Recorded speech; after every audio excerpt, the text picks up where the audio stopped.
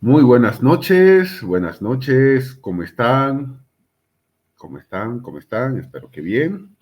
Sean cordialmente bienvenidos a la clase número 3, sí, de Teoría General del Derecho, Principios Generales del Derecho. Preparatoria para lo que es ya la modalidad de graduación de ustedes. Sí, sabemos que no somos muchos, pero al final de cuentas es lo que tenemos y hay que avanzar. Igual la clase 1 no se pudo grabar. Lamentablemente bueno, es una aplicación diferente a esta. La segunda sí se pudo grabar. Pero igual les voy a pasar, ¿no? Lo que es la clase 1, pero del anterior grupo. Sí, del anterior grupo se las voy a pasar también. Del anterior grupo. Que esa se podía grabar, bueno, teníamos un ilimitado. En este estamos utilizando esta aplicación que nos es bastante útil, bastante necesaria, hay que decirlo. Y bueno, nos permite hacer muchas cosas. Así que bueno, esto es lo que vamos a indicar y señalar en la jornada de hoy. Una jornada que, bueno, tenemos que avanzar. Bueno, primero vamos a hacer eso, ¿no? Pasar un link de YouTube del anterior grupo de la clase 1, que era el mismo tema. Del número 2 ya ha sido pasado al grupo de WhatsApp utilizando esta aplicación de StreamYard. La clase 3, que es esta jornada, la estamos grabando. Así es, hoy es miércoles 23 de agosto. Son 19 clases. Parece algo lejano inclusive que vamos a llegar a ese momento. Pero va a llegar el momento en el que lo lejano va a ser cercano y que no nos vamos a olvidar de otras cosas y vamos a darnos cuenta cómo el tiempo pasa volando. La próxima semana tenemos la clase del miércoles 30, correcto. Posteriormente ya vamos a estar en el mes de septiembre, así que eso es algo también que hay que tomar en cuenta y hay que anotarlo también, ¿no? Entonces, ese es otro aspecto absolutamente importantísimo en todo esto que estamos viendo. Lo de esta noche, de todas las clases, tenemos que empezarlo a ver no solamente por lo que es si van o no a realizar la modalidad de graduación por examen de grado, sino véanlo por el tema de conocimientos generales. Por eso es que después de cada clase al grupo subimos las diapositivas, de eso no tengan pena, lo hacemos, lo hemos estado haciendo. Asimismo, con esto de acá nosotros tenemos que ver que les va a servir no solamente para la vida práctica, por supuesto, sino también para lo que es el detalle de el ejercicio de la profesión, la vida práctica y lo más importante, ¿no? A corto plazo, la defensa que ustedes vayan a realizar. No crean, por favor, y no piensen que por hacer tesis no te van a hacer una pregunta genérica de lo que es el derecho, o que examen de grado cierta pregunta no te la van a realizar, más al contrario, sí lo van a hacer. En serio, ¿saben qué? Sí lo van a hacer. Ese es el detalle importante, sí lo van a realizar. Entonces, este es otro aspecto absolutamente importantísimo en cuestión que nosotros tenemos que explicar en esta noche. Sí va a realizar eso, sí va a suceder. La posibilidad de que eso suceda es bastante elevada. Con preguntas básicas como que es derecho, que ya explicamos en una anterior unidad previa, con preguntas básicas inclusive como diferencia el derecho natural, derecho positivo, la tesis que ustedes presenten, si van a hacer tesis, obviamente, en qué área del derecho se encuentra, y hemos explicado eso de las áreas del derecho. Obviamente, esas son preguntas que van a realizar independientemente si hacen examen de grado o tesis, es algo que sí o sí va a llegar a suceder. Sí o sí, eso va a llegar a suceder. Háganme caso. La experiencia. Hay veces también que uno se tiene que poner a pensar si la clase está siendo grabada, obviamente, uno tiene que ponerse a pensar también en otros aspectos importantes, otros aspectos de suma importancia. Y esos aspectos de suma importancia nos traen a nosotros consigo un criterio interesante, hay que decirlo también. El hecho de que a veces los docentes, por ayudarles, podemos llegar a cometer ciertos errores. Errores en el sentido buenos. ¿En qué sentido? Claro, ustedes tienen que entender que independientemente de la modalidad que ustedes vayan a realizar, tesis, proyecto de grado, trabajo dirigido o examen de grado, tienen que entender ustedes de que hay un tribunal. Yo quiero suponer que ustedes han estado yendo, así sea de oyentes, a las diferentes defensas que han estado existiendo. Yo he visto a varios, por ejemplo, he visto a Boris, que ha estado presente en este año en diversas exposiciones, por ejemplo. Sí, ha estado presente ahí, está bienísimo, por ejemplo. He visto a otros de sus compañeros que está también en el grupo de WhatsApp que han estado acudiendo a otras exposiciones o defensas externas, lo cual está buenísimo. Por si acaso. Entonces, eso es otro aspecto absolutamente importantísimo que uno tiene que ponerse a pensar. Que claro, una cosa es que nosotros los docentes les podemos dar la guía respectiva necesaria, pero es urgente que ustedes sí o sí tengan que asistir a las defensas que existan en la universidad. Y ustedes dirán, ¿y por qué? Simple, porque, y esto lo voy a repetir cada clase hasta que machacarles la cabeza, como se dice en el buen sentido, por si acaso, por favor. Las defensas internas, el nombre ya lo ha dicho, son defensas internas. Pero también hay que tomar en cuenta de que hay defensas externas. Y las defensas externas son públicas. Revisten la calidad de audiencia pública. Revisten la calidad de audiencia pública. Muchos de ustedes quizás han estado, yo he visto por ejemplo a Boris en varias de ellas, que son públicas. Cualquiera entra, cualquiera sale, no hay ningún problema. El nombre ya lo dice todo, audiencias públicas.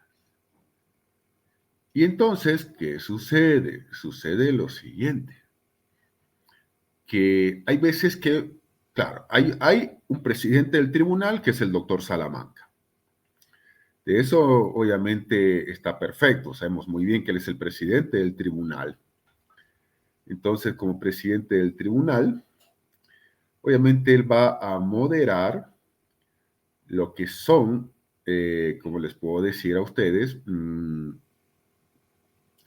lo que es las preguntas. Claro, si tú, por ejemplo, si tú vas a defender examen de grado en Derecho Constitucional, Penal y esta materia, claro, no te vamos a hacer una pregunta de administrativo o de laboral, no, obviamente, claro que no va a suceder eso. No va a suceder eso en ningún sentido. Entonces, con eso estamos bien. Pero hay veces que los docentes, hemos sido docentes de ustedes, de una u otra forma, o sea, claro, es obviamente que hay un nivel de empatía. ¿Por qué? Porque un tribunal, ya estaba el presidente del tribunal que ha explicado, pero también hay que entender de que hay o se encuentra lo que es un tribunal interno compuesto por 2 abogados, de docentes de tu universidad. ¿Estaré yo? No lo sé. ¿Está otro docente que ustedes conocen? Puede que sí, pero tienen que estar 2. Está el representante del Ministerio de Educación. A las preguntas al final, ya sabemos, por favor, eso les voy a pedir siempre, las preguntas al final. El Ministerio de Educación, que siempre va a estar presente a través de un representante que delega el Colegio de Abogados para el Ministerio, en un trámite administrativo de por medio que termina en eso que estamos hablando. Entonces, dicho eso, tenemos esa persona externa. El quórum es 3. El quórum es 3. Pero también se invita a la universidad pública, porque es la universidad del Estado, que vendrán a evaluar cómo lo estamos haciendo. Si el de la UNSA viene o no, no pasa nada, pero Hay veces que vienen y van con cuchillo y tenedor. Y muchos que han estado en las defensas externas saben que es así. Entonces, ¿a dónde quiero ir? Que obviamente nosotros los docentes internos que así manda el reglamento de universidades privadas, no es un invento por si acaso. Claro, tenemos empatía con ustedes, todo lo que ustedes quieran, somos de casa, entre bomberos no se pisa la manguera, ya ustedes saben absolutamente todo eso. Ya ustedes saben todo eso, ya ustedes lo saben. Pero hay veces que los docentes de tu universidad cometen grandes errores. Hay veces que también se cometen grandes errores. Se cometen. Y esos grandes errores, saben que viene del lado de algo importante. Que a veces las preguntas más fáciles terminan siendo las más difíciles, no por un tema de maldad, no, por un tema de que a veces por ayudarte terminamos perjudicándote. A veces por ayudarte terminamos perjudicándote. Puedes decirme la diferencia de derecho natural, derecho positivo, por ejemplo. Ucha, claro, es una pregunta sencilla, ya la he explicado anteriormente. Sí, sí, claro. Y estás nervioso. Las ramas del derecho. O sea, hay veces que hay preguntas sencillas que te marcan y hay veces que yo siempre digo, las preguntas más sencillas terminan siendo las más difíciles. Entonces, la idea cuál es? Que además de los consejos que estamos dando en este preciso instante, que sí lo estamos haciendo, que lo estamos haciendo, nos trae consigo esa situación de que a veces las preguntas más fáciles terminan siendo las más difíciles. También, bueno, es importante en este momento señalar que, bueno, ustedes saben que hay diversos cursos de posgrado de la universidad, lo señalo con tiempo, lo señalo con mucho tiempo.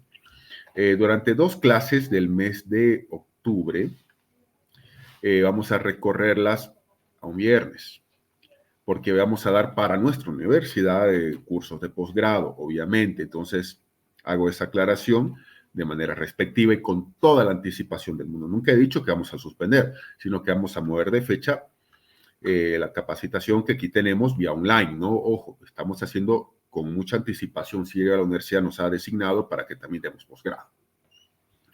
Y obviamente esas designaciones de posgrado, obviamente es de nuestra universidad. Entonces, por supuesto, eso es lo que también estamos señalándolo con la debida anticipación, ¿no?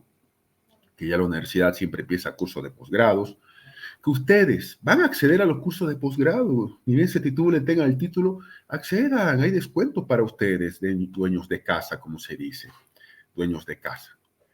Entonces, obviamente, les digo que en el mes de octubre no es que nosotros vamos a suspender clases, no, sino que vamos a recorrerlas a un horario y hora en el que no choque con otros. Les aviso eso porque obviamente estamos nosotros con ese aspecto importantísimo en cuestión de programas de posgrado que hace nuestra propia universidad, entonces mucho más en la era digital. Entonces, esa es una pequeña aclaración que hacemos con el debido tiempo, no estamos suspendiendo, directamente vamos a recorrerlas. Entonces, hago esa aclaración respectiva, ¿no? Que siempre es bueno hacerlo con la debida anticipación en todo esto. Entonces, dicho todo eso, lo que vamos a hacer es lo siguiente. Un segundo, por favor. Un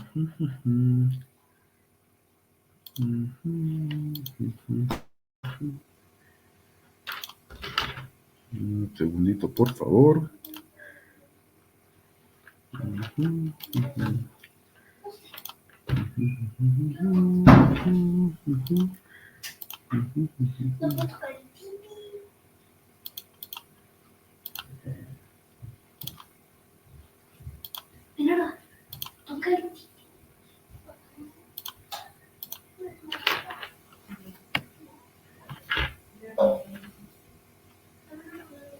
Perfecto, muy bien. Dicho toda esa aclaración, ya hacemos las preguntas siempre al final, no hay ningún problema, eso es algo que ya sabemos. Teoría general del derecho, principios generales del derecho. Y estamos en nuestra unidad número 3, que es la historia del derecho. Historia del derecho. Entonces, miren ustedes esto que es absolutamente importantísimo en todo esto que estamos viendo acá. Introducción, por favor. Primero, la historia de nuestra ciencia jurídica es algo espectacular. ¿Nos pueden llegar a preguntar de esta unidad? Sí. En tu tesis, los que vayan a hacer tesis, siempre tienen que establecer la historia de lo que es el punto central de lo que estás hablando. O a lo mejor a alguien, si van a hacer examen de grado, se les ocurre preguntar algo de esta unidad. Bueno, no importa, la estamos viendo. Porque la historia del derecho es el estudio ordenado, metódico, sistematizado del derecho del pasado. Así es, del derecho del pasado. Pero eso que pasó antes repercute absolutamente el día de hoy. Repercute. Sin importar el área que vayas a realizar, si es tesis, examen de grado, lo que sea, te van a preguntar el del pasado, el por qué esto, cuéntame la historia, etc. O las famosas preguntas de criterio personal. ¿Por qué crees que existe el derecho? Ucha, yo siempre les he dicho hoy, a veces las preguntas más fáciles terminan siendo las más difíciles. ¿Por qué cree que existe el derecho? Postulante. ¿Qué van a responder en ese momento? Exacto. Ese es el detalle. Estamos viéndolo acá. Primero, hay una clasificación de lo que es la historia del derecho. ¿Hay una historia externa del derecho? Sí. Y obviamente, por lógica, hay una clasificación de la historia interna del derecho. Empecemos con la historia externa del derecho, por favor. Hago hincapié en que si en algún momento yo mi pantalla la apago, no se preocupen, es porque me va a salir la señal de el internet es bajo, de eso no tengan pena, ¿no? No es que me estoy saliendo, no. Si escuchan mi voz, estén tranquilos, pero a veces ustedes saben cómo es el internet. Y a veces lo que yo hago es apagar mi camarita. A veces la apago la camarita porque es así, ustedes ya saben cómo es el internet boliviano, o sea, tampoco hay que sorprenderlos. Historia externa del derecho. Es el estudio de la forma ordenada, metódica y sistemática de las fuentes del derecho. La ley, la costumbre, jurisprudencia, la doctrina del pasado. ¿Me pueden preguntar cuáles son las fuentes del derecho? Sí. ¿Fuentes internas? Sí. Aquí o fuentes externas, sí, aquí están las fuentes externas. Dentro de la historia externa del derecho, ahí tenemos lo que es la ley, la costumbre, jurisprudencia, la doctrina, que eso vamos a explicar también. Y dentro de la historia interna del derecho, es el estudio de esa misma manera de las instituciones jurídicas del pasado y cómo repercuten el día de hoy. Por ejemplo, la familia. ¿Cómo era la familia antes? ¿Cómo es la familia hoy día? El matrimonio, ¿cómo era antes? ¿Cómo es hoy día? La propiedad, aquellos que quieran hacer en derecho civil, su examen de grado, por ejemplo, o alguna tesis vinculada al tema de la propiedad. ¿Cómo era antes? ¿Cómo es hoy día? Pero obviamente desde un punto de vista absolutamente jurídico, que eso es algo importante lo que estamos viendo acá. Ahora, sistemas jurídicos. Sistemas jurídicos. Lo primero que hay que ver es el concepto de sistema jurídico. ¿Hay un sistema jurídico único a todos los países? Jamás.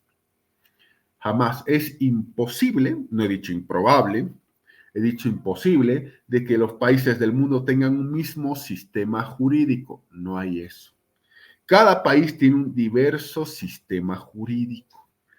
Y nosotros, obviamente, aquí los bolivianos tenemos un sistema propio en América Latina, varios países de África, de Asia y, por supuesto, de Europa, que obviamente vamos a explicar enseguida. ¿Pero qué es un sistema jurídico? Un conjunto de principios, un conjunto de normas jurídicas que se formulan y se aplican en una o en varias regiones geográficas. Como les decía hace rato, el sistema boliviano es igual que el latinoamericano, es igual obviamente que en muchos países de Europa, no he dicho todos, varios países de África y de Asia, que tienen una determinada concepción del mundo, una manera de vivir y hacer su vida. ¿Qué significa esto? Ese conjunto de principios y normas jurídicas, ¿cómo mira el mundo? ¿Cómo mira el derecho? ¿Y cómo lo va a aplicar en los países en los que rige? Eso es algo también bastante importante que hay que señalarlo, hay que decirlo. El cómo rige en todo esto que estamos viendo. Claro, el cómo rige acá. El cómo rige. Entonces, ahí tenemos ese aspecto absolutamente importantísimo en todo esto. En otros términos, es el conjunto de la visión del mundo que tiene un pueblo o varios pueblos de la humanidad, su manera de vivir, hacer su vida, su forma y manera de regular su existencia. Hay una frase que dice, hay tantos derechos referente a tantas sociedades que hay en el mundo, tantos derechos a tantas sociedades que hay en el planeta. Así es, tantos derechos a tantas sociedades que hay en el planeta. Y esto es algo importante, porque no todos los pueblos del mundo ven al derecho de una misma manera. No todos los pueblos del mundo ven, si retrocedemos un poco, a la familia de la misma manera, al matrimonio, a la propiedad. No todos ven a la ley, a la costumbre de una misma manera, a la jurisprudencia, a la doctrina de una misma manera que un pueblo vecino, por ejemplo. Así de simple. Si nos vemos en el caso europeo, por ejemplo, si vemos el caso europeo, tenemos nosotros Francia, un país de derecho romano, obviamente España, Portugal, un pequeño conducto marítimo llamado el Canal de la Mancha, y tenemos a los ingleses, que es un sistema diferentísimo al que nosotros estudiamos acá, por ejemplo. O sea, hay una situación de que pertenece a un mismo continente, sí. Pero aunque pertenezca a un mismo continente, hay esa figura o esa situación de que no estamos viendo lo que realmente nosotros tenemos que ver, que es cómo ven al mundo desde el punto de vista del derecho. Que eso es algo importante. Esta es una introducción que estamos haciendo para llegar a los puntos que también hay que aprender y a ustedes les va a servir. A corto plazo, tu defensa. Sí, a corto plazo, que va a ser tu defensa. ¿Cómo regulamos la existencia de esto? ¿Cómo regulamos la existencia? Exacto. Ahí tenemos un gran ejemplo.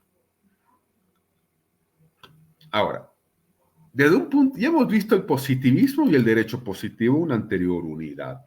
Pero si hablamos desde un sistema jurídico, punto de vista jurídico positivista, el sistema jurídico u orden jurídico, porque cada sistema es un orden, es un conjunto de normas vinculadas lógicamente entre sí. En países romanos, por ejemplo, como Bolivia, del derecho romano, nosotros nos encontramos con que hay un orden, hay una vinculación lógica entre sí. Y esa vinculación lógica entre sí, hablamos de una pirámide de Kelsen, una constitución y las demás normas que están por debajo tienen que interpretar lo que la constitución dice, pero en beneficio de las personas. Eso sería el espíritu que hay. Es decir, no puede haber normas que estén aisladas, normas que sean, como decir comúnmente, una república independiente una de otra. No, por favor. Claro que no. De manera que se considera que las normas especiales tienen que ser derivadas de las normas generales. Hay una norma general que es la ley suprema en países romanos, la constitución política del Estado, generalmente escrita. Pero hay leyes, que estas leyes por debajo, que regulan de manera especial a cada una de las materias. Por supuesto, tiene que interpretar lo que la Constitución dice, porque ese es nuestro sistema desde el punto de vista jurídico positivista. Si la Constitución Política del Estado, en su artículo 15, parágrafo 1, dice que se respeta el derecho a la vida y no hay pena de muerte, pues ya tenemos un código penal que te sanciona el asesinato, el parricidio, el homicidio en todas sus variantes, el aborto. Y el Código Penal te prohíbe también que el Estado castigue con la propia pena de muerte, por ejemplo. Un Código Civil, vas a tener que en su libro primero te va a decir que al concebido se lo tiene por nacido en todo lo que le beneficie el derecho a la vida. Miren ustedes, hemos hecho dos ramas del derecho vinculadas a una rama principal que es el derecho constitucional, concretamente la constitución política del Estado, que deriva de esas leyes generales, es decir, todo esto está jurídicamente vinculado lógicamente entre sí. No puede haber una norma aislada jamás. No puede haber una norma aislada. Ahora, estos sistemas jurídicos que ven al mundo desde su propia lógica, que regulan a las personas, sí, que regulan a las personas, que ven al mundo dependiendo cómo han sido creadas y para qué, son los siguientes. Hay un sistema jurídico romano-germánico, que ya nosotros sabemos que es el nuestro. Hay un sistema jurídico del common law, la ley común, el derecho consuetudinario, Inglaterra, por ejemplo. Hay un sistema jurídico de países socialistas, que es bastante diferente al resto, pero bueno, vamos a analizarlo acá. Hay sistemas jurídicos religiosos, sí, hay estados que son teocracias. Irán, Afganistán, por mencionar algunos. El propio Vaticano, países independientes, libres y soberanos, que aplican un sistema jurídico basado en lo religioso. Esta no es una clase de religión, por supuesto. Aquí no se va a convencer a nadie a que piense de una manera religiosa diferente, pero no por eso no significa que se niegue que hay sistemas jurídicos religiosos, no, más al contrario, sí los hay. Israel, dentro del punto de vista de lo que es la religión judía. Pero también hay un sistema jurídico de naciones y pueblos indígenas, originarios y campesinos, que eso vamos a ver acá, haciendo también una aclaración importante, que este punto de acá hay una unidad específica que vamos a ver obviamente dentro de este catálogo de 19 clases, que se llama pluralismo jurídico. Sí, pluralismo jurídico, pero eso vamos a verlo más adelante, por supuesto. Apenas estamos en lo que es nuestra tercera clase. Entonces, empecemos por el principio, analizando el primer sistema. Ese primer sistema que vamos a ver esta noche es el nuestro, el sistema jurídico romano-germánico, el nuestro, basado en códigos. Sí, de hecho, código viene de codex. Codex es una palabra latina que viene también ahí codificar. Y los romanos establecieron también como base un derecho positivo, un derecho escrito, que ya nosotros sabemos muy bien hasta este momento de la formación de ustedes que tienen en la universidad. El derecho positivo, que es el derecho que está escrito, y otros aspectos que vamos a recordar acá. Entonces, el primer sistema jurídico que vamos a ver es el romano-germánico. Primero, Roma llegó a ser un imperio. Y ese imperio creó un criterio de universalidad. El imperio era un criterio dominador de todo lo que era el mundo conocido en esa época. Y los romanos tuvieron una gran capacidad, crear un derecho que llegó a una gran parte de la humanidad. No voy a decir a toda la humanidad, es falso, pero sí a una gran parte de la humanidad. Ese derecho que ya nosotros conocemos, ese derecho positivo romano, con instituciones romanas. El Senado era una institución romana, por ejemplo, que está presente en los países que son bicamerales, por ejemplo, caso boliviano, 2 cámaras en el legislativo. Pero la máxima expresión de este derecho romano, que se sigue enseñando en muchas universidades, no digo todas, y ya sabemos a cuál me refiero con no todas, y ya sabemos a cuál, pero en otras se sigue enseñando como materia aparte de los civiles. Y si no apruebas el primer semestre romano en otras universidades, pues no apruebas romano, no entras a civil 1. Es así la lógica. Pero la expresión de este derecho romano del emperador Justiniano logró constituir con sus jurisconsultos, sus abogados especialistas, diversos documentos o textos, el digesto, el código, las novelas y las institutas, que fueron las obras que dieron paso a lo que es el ordenamiento jurídico angular del Imperio Romano, y que la herencia de todo eso se la trasladó a los lugares que no fueron conquistados por los romanos, pero sí por sus hijos. Llámese españoles, llámese franceses, por ejemplo, etcétera. Así que ese es un detalle. No nos olvidemos que acá en América, sí, nuestra América, varios países europeos llegaron a colonizar. España, ahí estamos nosotros en este momento, con todo esto que estoy señalando en castellano, hablando castellano. Pero también tenemos en el norte de América, Canadá, Estados Unidos, Belice, Guyana, aquí en el norte de Sudamérica, y muchísimas islas en el Caribe que hubo conquista de los ingleses, que es otro sistema jurídico que los ingleses manejan, que vamos a ver luego aquí esta noche. Pero también llegaron los franceses, no crean que los franceses no llegaron, claro, llegaron.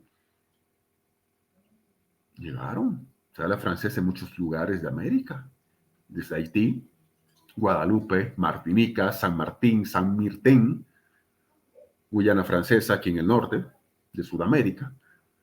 Claro, y establecieron este mismo sistema romano. Ni qué decir los portugueses. Brasil, también el sistema de derecho romano, el derecho escrito, el derecho positivo. También los neerlandeses o holandeses, también, claro. Surinam, en el norte de Sudamérica, y lo que antes se llamaba Antillas neerlandesas o Antillas holandesas, Aruba, Curazao, Bonaire, por ejemplo. Hablan neerlandés y aplican este derecho. Pero también llegaron los daneses, lo que hoy se llama Danmark o en castellano Dinamarca. Ustedes dirán, ¿Dinamarca en América?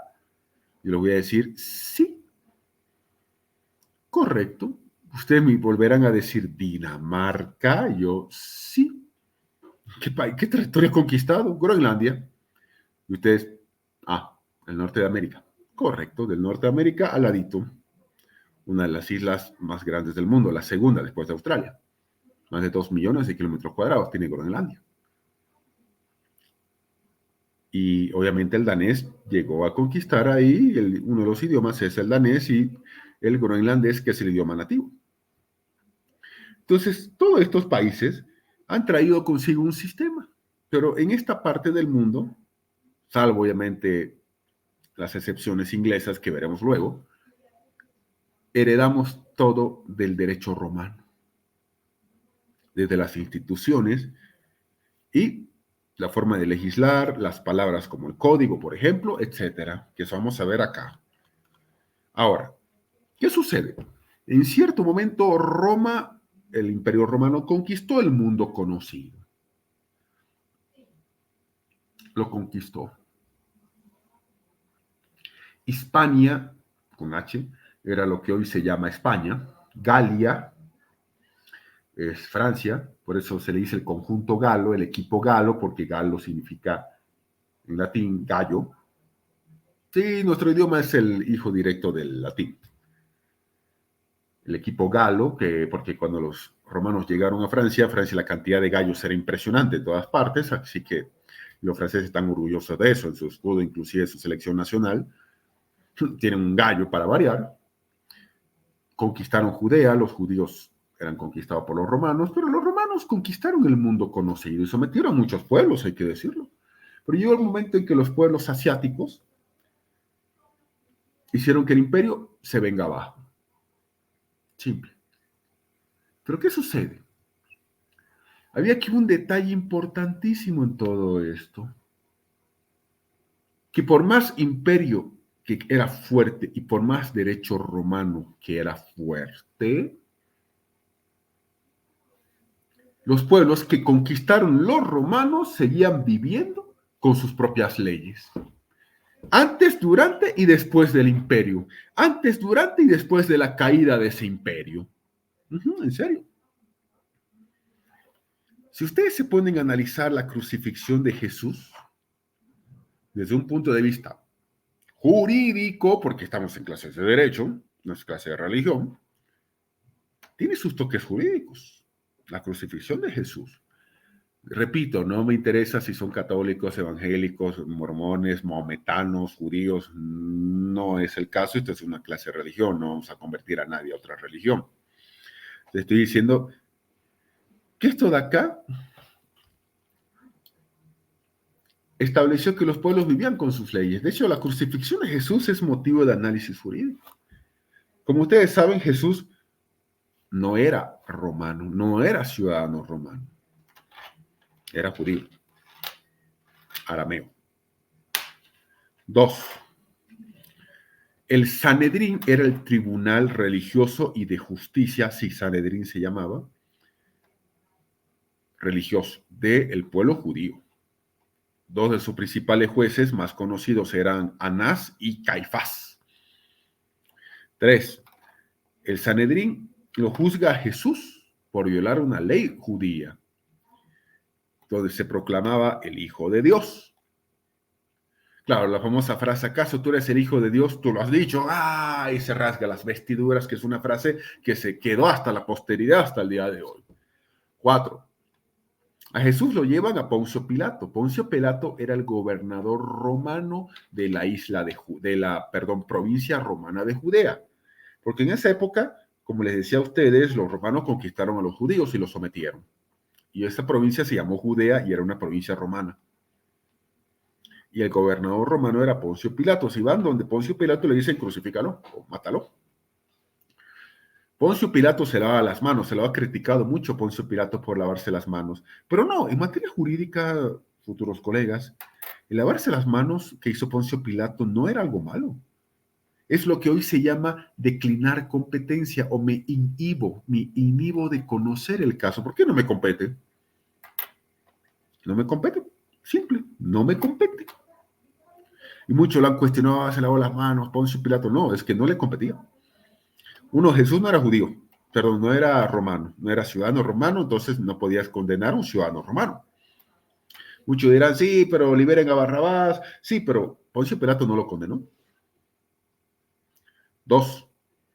Jesús no violó ni una ley romana. Como que a Poncio Pilato, y ustedes como tribunal, ¿a qué lo están juzgando a Jesús?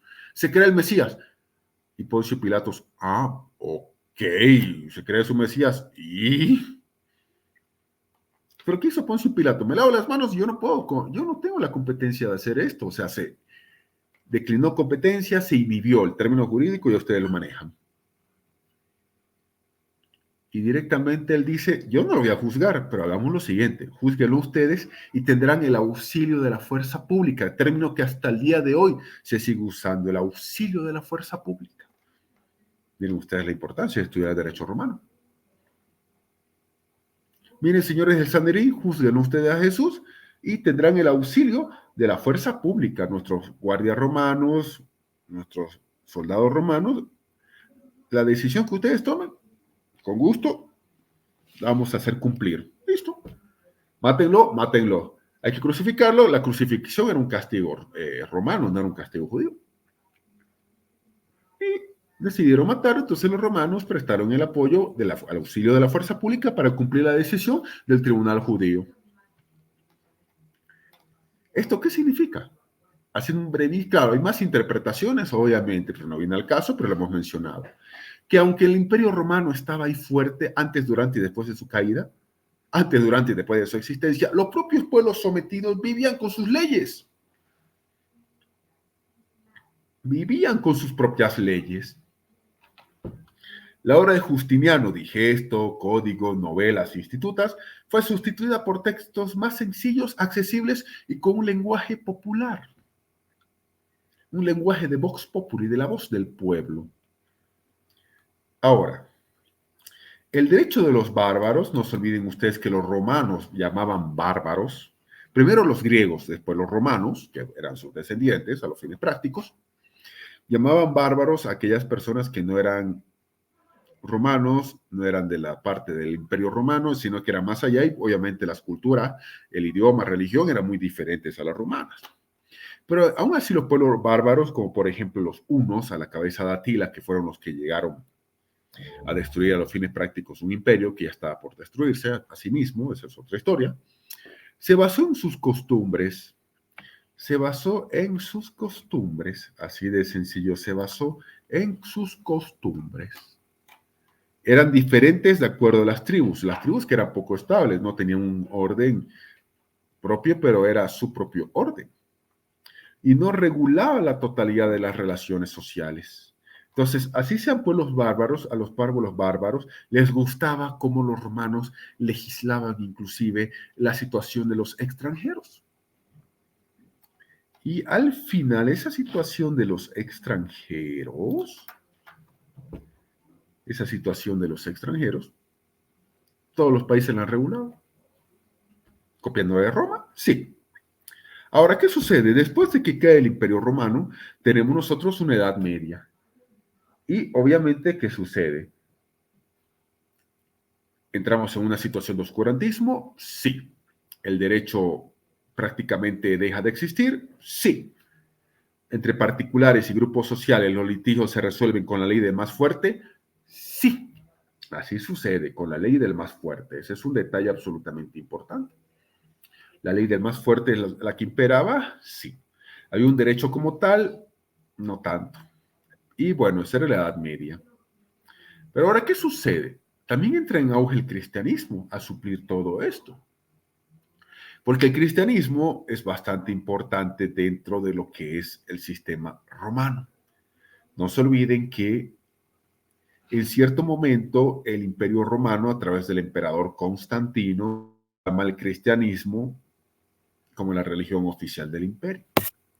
Y la idea del cristianismo era constituir una sociedad basada en la solidaridad, la caridad, mediante el arbitraje, antes de llegar a los tribunales. Ya nos establecían el cristianismo formas de resolver los conflictos pacíficamente antes de llegar a un tribunal, antes de llegar a un juicio. Posteriormente, en la Edad Media aparece el Renacimiento en los siglos XII y siglo XIII y empieza a resurgir la libertad de pensamiento y la libertad de expresión. De hecho, inclusive aparece la imprenta, se imprime la Biblia, por ejemplo, y aparece ya los otros cambios en las artes, la ciencia, la educación, la cultura, que inciden, por supuesto, en el derecho y que el derecho busca regular. Pero dentro de este marco del derecho que nos importa a nosotros, ¿la idea cuál era?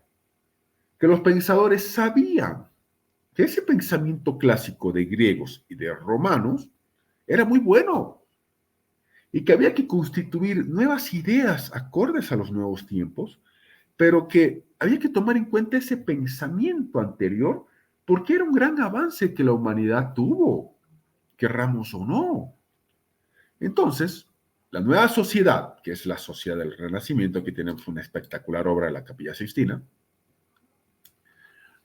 la sociedad del Renacimiento toma conciencia de la necesidad de tener un derecho. Piensa que únicamente es el derecho, esa sociedad del Renacimiento desde el punto de vista jurídico, que puede garantizar el orden, que puede garantizar la seguridad que exige ese plan divino y que hace posible ese progreso. Se ve la necesidad en esa sociedad del Renacimiento de que el derecho resurja porque ya había un derecho en Roma, había un derecho también en Grecia, principalmente en Roma, y que ese derecho nos puede ayudar bastante a nosotros a poner orden en una sociedad y evitar que se aplique la famosa frase la ley del más fuerte. Porque esto no es una selva, es una sociedad. Perfecto. Entonces, aquí tenemos una imagen de Irnerio, bastante importantísimo en lo que es la historia de la humanidad y de nuestro sistema. Nuestro sistema jurídico romano-germánico, no se olviden, aparece en el siglo XIII, cuando un monje de la Universidad de Bolonia, hoy día Italia, es un filólogo. Filólogo es los que estudian las letras. Sí, hay carreras de filología, no filosofía, filología, los que estudian las letras y todo eso. Llamado Irnerio, que aquí lo tenemos a Irnerio. Él estaba en la Universidad de Bolonia, era un monje católico, buscando papeles, sí, siempre está buscando papeles, le gustaba buscar, a ver qué encontraba, y de pronto encuentra un ejemplar del Digesto de Justiniano en 3 volúmenes. Y obviamente ese digesto lo lee él, estaba en latín, latín era el idioma del imperio, y mucha gente hablaba latín en esa época todavía, ahora ya no tanto. Entonces lo lee y le encantó. Y obviamente llama a otros juristas que lo leen y quedaron encantados porque no sabían que había ese documento de esa naturaleza. Entonces, ¿qué hacen? Se puso, se puso a estudiar el digesto y por ende el derecho romano.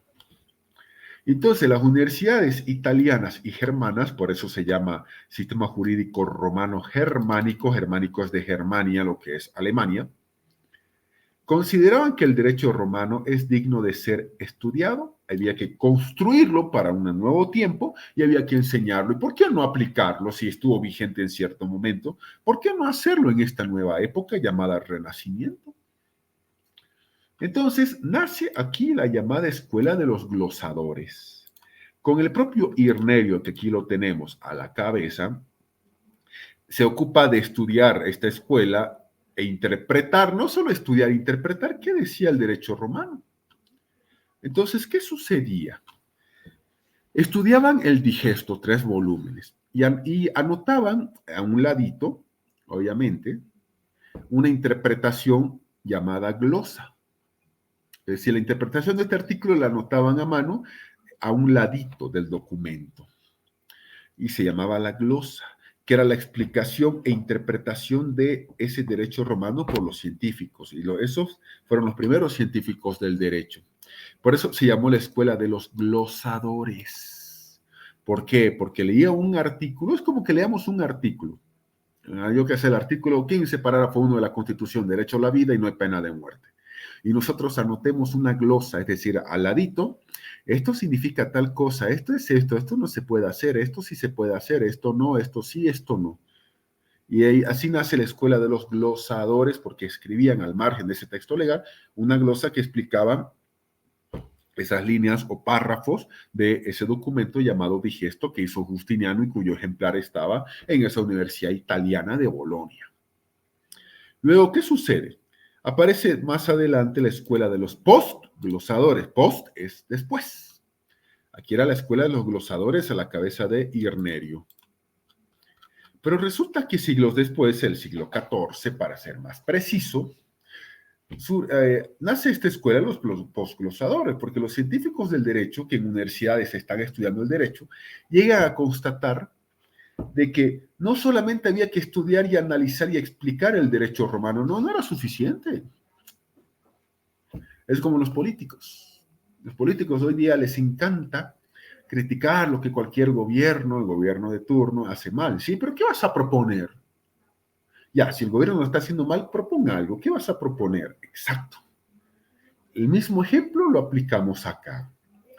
¿Qué sucede? Ya los glosadores no proponían. Directamente estudiaban, interpretaban y analizaban el derecho romano y lo hacían a través de las famosas glosas que ya hemos hablado. Pero ellos constatan, los posglosadores, que el derecho romano necesita evolucionar de acuerdo a las necesidades y exigencias de los nuevos tiempos y de las relaciones sociales a las que tiene que regular. Entonces, estos juristas llamados posglosadores ya no iban solamente a explicar lo que decía el digesto o esa norma jurídica como hacían los glosadores. Quieren ir más allá. Quieren ir a una aplicación moderna del derecho aplicando el mismo derecho romano. Por eso se les llama posglosadores. Buscan la interpretación del nuevo sentido, la nueva significación de las normas jurídicas del derecho romano para responder a esas exigencias de las nuevas relaciones sociales que ya estaban en vigencia mucho antes de lo que era el susodicho Imperio Romano, que ya había caído y estaba muerto ese Imperio Romano, pero que seguía vivo, por así decirlo, a través de este derecho romano. Entonces, ¿qué sucede? Que el derecho romano, enseñado en la universidad, que hasta el día de hoy se sigue enseñando derecho romano, bueno, hay muchos partidarios de que ya no se enseñe derecho romano, directamente que se vea civil 1 y ahí hay que entrar algo de romano y suficiente. Pero bueno, pero hay universidades en Bolivia, eso estamos hablando, que todavía enseñan derecho romano. Entonces, ese derecho romano que enseñaban en la universidad era cada día menos coincidente con ese derecho romano original. Y estaba bien, porque ese derecho romano que enseñaban en la universidad poco a poco se fue modernizando. Poco a poco se fue modernizando. ¿Aplicable a los nuevos tiempos? Sí, claro. El digesto seguía siendo digesto, no se iba a cambiar. No se iba a cambiar el digesto u otros documentos romanos que fueron hallados y que estaban ahí. No, sino que se tomó como base para aplicar un nuevo derecho romano. Es como nuestro Código Civil boliviano. ¿Tiene elementos del derecho romano original? Sí, pero tiene derechos propios de Bolivia. Tiene damos. También ahora tenemos dentro de este punto del sistema romano-germánico la escuela del derecho natural. Ya hemos visto lo que era el derecho natural, derecho positivo, pero hay una escuela del derecho natural, la escuela justnaturalista, que triunfó en los siglos XII y XIII para juntar o amalgamar la costumbre local, las costumbres de la región, en base a los principios inmutables o universales del derecho natural. El derecho natural, ese derecho que no está escrito, ese derecho natural que está inmerso en nuestra conciencia, la conciencia, la recta razón de los humanos, no está escrito, pero es la base de lo que va a ser ese derecho escrito o derecho positivo. Y resuelve ese derecho natural el conflicto entre la caridad y la solidaridad, entre derecho y la justicia. Como ustedes saben, no todo lo que es justo está en el derecho, y no todo lo que está en el derecho es justo. Ese es un detalle. Santo Tomás de Aquino dice que la filosofía y el derecho precristiano, antes del cristianismo, con base en la razón, se adaptan en buena medida a esa ley divina que Dios ha creado y que hay que cumplirla. Pero también aparecen los humanistas. En el siglo XVI aparece en Francia y triunfa en Francia la escuela humanista. A la vez de la sustitución de la restitución de la pureza del derecho romano, plantean soluciones razonables y próximas a este derecho. Las universidades europeas impartían leyes enseñando el derecho romano más el derecho canónico. Luego aparecen los derechos nacionales. Y el ser humano era el centro de protección del derecho canónico, el derecho romano y el derecho nacional. Porque por más derecho romano que haya existido, también las universidades empiezan a enseñar el propio derecho local. Correcto. El derecho de lo que hoy es Polonia, el derecho de lo que hoy es República Checa, Eslovaquia, etc. Entonces, este es un aspecto importantísimo en todo esto que estamos viendo. Y era una mezcla de todo, sí, derecho local, derecho canónico, que es el derecho religioso, derecho de la iglesia y el derecho romano. Pero el punto, ¿cuál era? Central, el ser humano. Por eso es la concepción de los humanistas.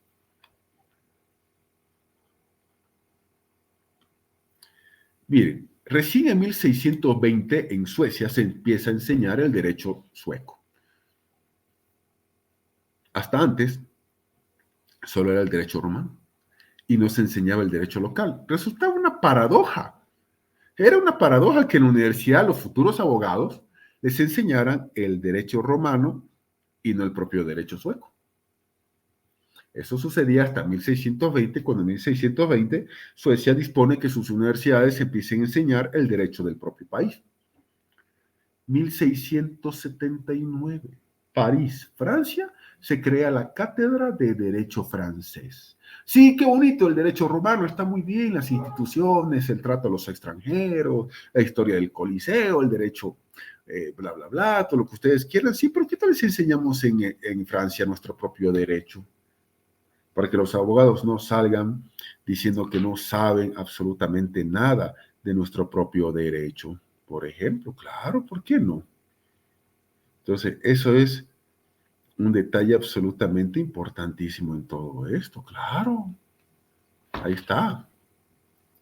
En la mayor parte de los países europeos, en sus propias universidades empiezan a enseñar su propio derecho nacional hasta el siglo XVII. Hasta antes, ¿qué derecho se enseñaba? Pues el derecho romano. Bueno o malo es lo que había en la época, pero llegó un momento en el que los países vieron necesario enseñar su propio derecho a los propios abogados. Y esto obviamente va a ser el principio del fin del derecho romano tradicional o clásico, porque hay que amalgamar o adecuar ese derecho romano a la vivencia de ese país y va a ser el fin del latín. En serio, fuera de chiste, así fue el fin del latín, el principio del fin. Porque tu derecho nacional no te lo van a enseñar en latín. El latín se siguió hablando, pero llegó un momento en que ya Europa dejó de hablarlo. Enseñamos nuestro derecho romano en base a lo que era la herencia romana, pero llega un momento en el que saben que, chicos, mejor dejémoslo ahí y en Polonia enseñamos en polaco nuestro derecho local. Pero en esta época el estudio de los derechos nacionales era secundario con relación a la enseñanza del derecho romano hasta que llegó el día en que fue al revés, que el derecho nacional se aplica con preferencia al derecho romano. De hecho, ustedes saben que en la formación universitaria, aquí de la universidad, la enseñanza del derecho romano ha sido secundarísima, muy secundaria, a comparación del derecho local. Correcto. ¿Cuáles serán esos elementos? Primero, la filosofía greco-romana de los griegos y los romanos, desde Sócrates, Platón, Aristóteles y los estoicos, ya hablamos anteriormente de los estoicos, anterior unidad, sentaron las bases para construir un derecho natural. Dos, la filosofía cristiana de San Agustín de Hipona y Santo Tomás de Aquino, que aportaron los fundamentos filosóficos y teológicos, sirvieron para construir ese derecho natural que ya hemos hablado en una anterior jornada. Y el desarrollo de ese sistema jurídico fue el resultado de una doctrina elaborada por las universidades. La doctrina principal fuente fue la doctrina fue la fuente principal de este sistema. La doctrina es aquellos pensamientos de autores que han servido como base al derecho, porque había un momento en el que el derecho no estaba organizado. Entonces, habían autores que daban ciertas ideas que fueron generalmente aceptadas por la ciudadanía, por los juristas o abogados, por los estudiantes de derecho o por las propias universidades, y esas doctrinas de los propios doctrinarios se convirtió en una fuente importantísima del derecho hasta el día de hoy. 4. Ese sistema jurídico romano germánico es eminentemente racionalista. El derecho es producto de la razón humana, sea como revelación que lo conocemos o sea porque los humanos lo hemos creado, o ambas. ¿Y cómo lo conocemos? Mediante la razón. Se enseña y se aplica mediante la razón. Ustedes están usando para conocer el derecho, hay una enseñanza que los docentes hemos dado y están aplicando el criterio racional para entender lo que es el derecho. Y utilizamos nosotros la razón para que ustedes entiendan y la razón nos va a hacer que ustedes el día de mañana puedan responder a preguntas para el examen de grado, tu tesis o yendo más allá a la vida práctica del derecho. Es un sistema jurídico basado en el método deductivo. Ojo, los que van a hacer examen de grado, olvídense de este punto. No viene al caso. O los que van a graduarse por excelencia. Los que van a hacer tesis o trabajo dirigido, hay dos métodos de investigación científica que van a usar. Inductivo o deductivo. Algunos usan métodos mixtos, pero bueno. Lo recomendable es o inductivo o deductivo, uno de los dos. En este caso, este sistema romano germánico usa el deductivo. El deductivo es de lo general a lo particular. Vamos de lo general, abarcamos desde lo más grande para terminar en lo más pequeño y ahí se acaba. Mientras que el inductivo es al revés. Entonces, el método deductivo es el del sistema jurídico germánico, romano germánico. Partir de concepciones generales y terminar en lo más pequeño, hechos particulares. De lo general a lo particular, el inductivo es al revés. Es un derecho, el nuestro, romano germánico, el de ese sistema, que se considera solamente un medio para llegar a un fin, que es la justicia, la seguridad y paz. El derecho, de acuerdo a nuestro sistema, no es un fin en sí mismo. Es un medio para llegar a esto de acá. No es un fin en sí mismo. No lo es. No lo va a hacer, porque el derecho por sí solo no lo va a solucionar todo. No va a ser así. ¿No lo es? No lo será. Pero es un fin, una herramienta para llegar a algo. Así de sencillo. Y ya está. Entonces, ese es un detalle importante, que no es un fin en sí mismo. No es un fin en sí mismo el derecho. Es un medio. Perdón, es un medio. Es un medio. No es que el derecho va a solucionar todos los grandes males. No. Así de sencillo. No va a ser tan así. Entonces ahí tenemos esa respuesta importante. Ahora, su expansión por el mundo. Hace rato hablábamos nosotros de algo interesante. Dentro de ese algo interesante veíamos de que este sistema se expandió en muchas regiones del mundo porque los países europeos empiezan a colonizar. Colonizan, dejan su sistema de derecho y cuando estos países se independizan, bueno, el derecho que había era ese y se lo adopta, para de contar. Y mucho más la técnica de codificación que facilita la recepción en los colonizados.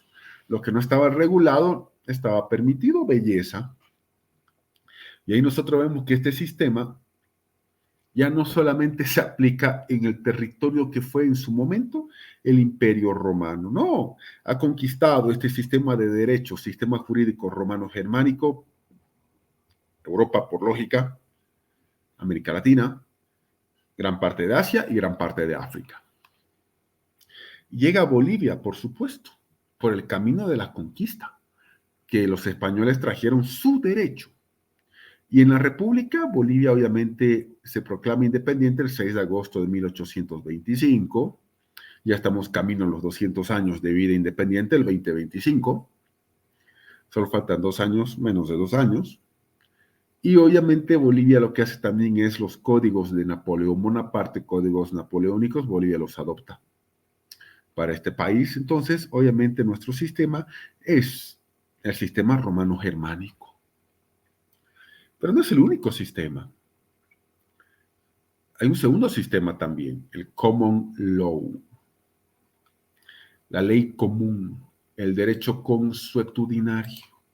No he dicho que nuestro derecho romano-germánico no es la costumbre, sí, pero la costumbre es una fuente del derecho, así la tratamos acá, no es ley como tal. ¿Incide en una ley? Sí, pero eso lo veremos luego. El common law, como es inglés, entonces ya nosotros por lógica simple ya sabemos en qué país es. Exacto.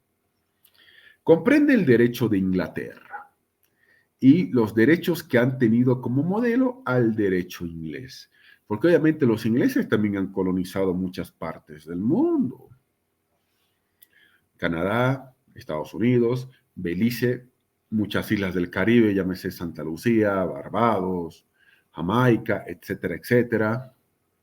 Guyana aquí en el norte de América, etcétera, etcétera. Entonces, obviamente han dejado esa herencia, obviamente del common law, del common law.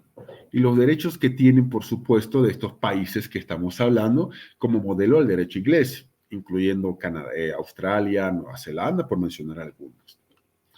Es el derecho común a toda Inglaterra en oposición a la costumbre local. Ahora, es el creado, el common law, por la decisión de los tribunales. No hay leyes formales o escritas en el sentido de la palabra. La verdad, hay algunas leyes, pero más que todos estos países del common law se basan por cuál es la jurisprudencia que los tribunales han hecho en base a lo que es el derecho común. En base a ello es lo que se está haciendo esto, en base al derecho común. En base a este derecho común. Entonces, en base a este derecho común que estamos viendo acá, nosotros nos encontramos con este aspecto importantísimo en todo esto que estamos viendo. Bastante importante en todo esto de acá. Entonces, dicho eso, los tribunales crean leyes, sí, lo hacen. Esas leyes, por supuesto, causan esas decisiones de los tribunales, sí. Se convierten en derecho común, sí. Que los siguientes tribunales tendrán que aplicar, sí. Correcto, así de sencillo. Ahora, en Inglaterra surgen dos cuerpos de normas diferentes, la equity y el common law, el derecho, la ley común y la equidad. Hasta el día de hoy sabemos que equidad y justicia no es lo mismo. Esa es una diferenciación. Nosotros los sistemas romanos nos basamos más en la justicia que en la equidad. No he dicho que no tomamos la equidad como base, pero nos basamos más en la justicia. Doy un ejemplo. Un docente. Muy bien, señores, si mis clases son 7:30 de la mañana, 7:35 no me entra nadie. Pego a la puerta, le pongo llave. Adiós. Después del receso, el que ustedes quieran, si es que doy receso. Eso dirá algún docente. ¿Eso es justo? Sí. Quien llega tarde ya está. ¿Y lo equitativo? ¿Por qué llegaste tarde? Porque vivo, yo que sé, en Patacamaya. Ah, bueno, pasa nomás, tranquilo, trata de llegar temprano a la siguiente. No, mil gracias. ¿Tú por qué estás llegando tarde?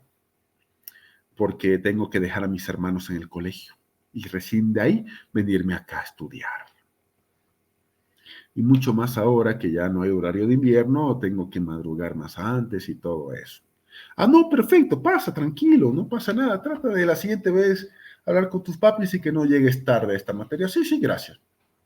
Lo justo nadie me ingresa a partir de cierta hora. Lo equitativo, ya ustedes saben muy bien todo lo que estamos viendo absolutamente acá. Entonces es otro detalle absolutamente importante en todo esto que estamos viendo. A ver, un segundo.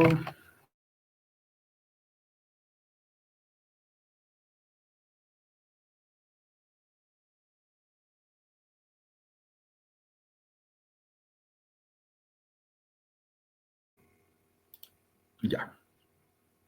Con eso, a ver, estimada Jenny, trataremos de mejorar el audio. Ya. Apagaremos un rato mi imagen, por favor, para, bueno, que el audio se mejore. Así que ahí está el detalle. Entonces, tanto la equidad y la ley común fueron adoptados, por ejemplo, que eran de los ingleses, fueron adoptados por lo que es Estados Unidos y su derecho. No se olviden que los estadounidenses son hijos de los británicos, hijos de los ingleses. Y se caracterizan por el hecho de que se basan más en la jurisprudencia del tribunal que las mismas leyes. Es paradójico que Estados Unidos, siendo un país del common law, tenga constitución política del Estado escrita, a diferencia de los ingleses. Eso en constitucional lo tienen que ver. ¿Paradójico? Sí. Estados Unidos ha decidido tener una constitución escrita. Pero debajo de ellos, la jurisprudencia, lo que hagan los tribunales, se basa mucho más que en las leyes que Estados Unidos tiene y que pueda llegar a tener el día de mañana.